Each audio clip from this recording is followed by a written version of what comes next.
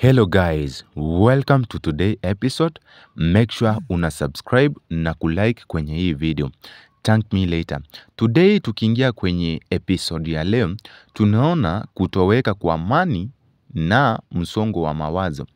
Joseph alitoroka nyumbani, mamake akajaribu kumpigia bila mafanikio. Jojo anajua Amani alikosana na Rachel na hakupokea simu. Amani aliondoka kwa hasira. Jojo anajaribu kumpigia Amani lakini anakatiwa simu. Baadaye Amani anazungumza na mamake akisema anataka tu kuishi maisha yake. Amani anarudi usiku sana. Mamake anamuuliza alikuwa wapi. Amani anamjibu kwa dharau kuwa si mtoto wake. Imagine kama ni wewe unafanyiwa hivyo, unaambiwa mtoto si wako na mtoto ni wako, utafeel aje?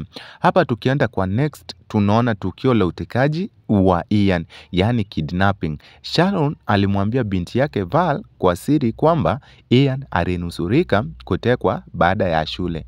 Amani ndiye aliyemsaidia Ian kuokoka. Jojo anamshukuru baadaye.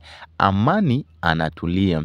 Tukienda hapa tunaona ugomvi wa Neema na Eddie, mpango wa ushahidi wa uongo. Eddie hataki Neema amzuie kuongea na mtoto wao Ian. Ana mpango wa kumharibia. Anamwomba Dan aseme uongo kwamba Neema anaishi na mwanaume mwingine na alikuwa na gaidi aliyepigwa risasi. Lakini Dan anakataa kwa msimamo mkali. Eddie anamgeukia Sharon, anamuomba atoe ushahidi wa uongo kwa pesa ya 20k. Mwanzo anakataa lakini baada anakubali kusikiliza baada ya kusikia kuna hela. Baadaye anataka 200k lakini Eddie anakataa. Bana, hapa maneno ni makali na maneno ni magumu sana. Guys, keep following, subscribe, like and comment. Namba ngine tunapata hapa, shule yapata habari. Neema anaenda shule kueleza kuhusu Ian, lakini mwalimu anamwambia Ian tayari alisema wanaishi na Uncle Mark, si na baba.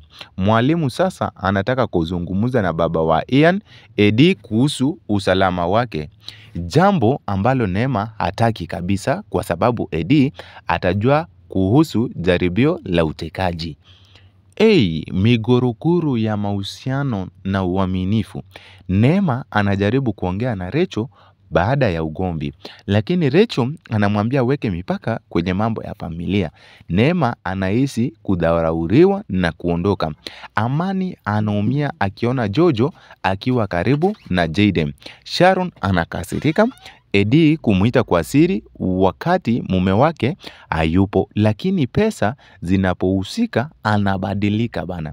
Hapa manze, tukiona pati ya mwisho tunaona maudhui na migorogoro kuu. Mvutano katikati ya wazazi na vijana hapo kwa Amani, rushwa, hila na ushahidi wa uongo kwenye Eddie, uaminifu dhidi ya tamaa, Dan anamtii Dhamira, Sharon anayumba, siri za familia na hatari ya kufichuka, utekaji wa Ian, shule kumfahamisha Eddie. Guys, make sure una subscribe kwenye hii channel kupata more updates. Yes, thank me later. Thank you for watching.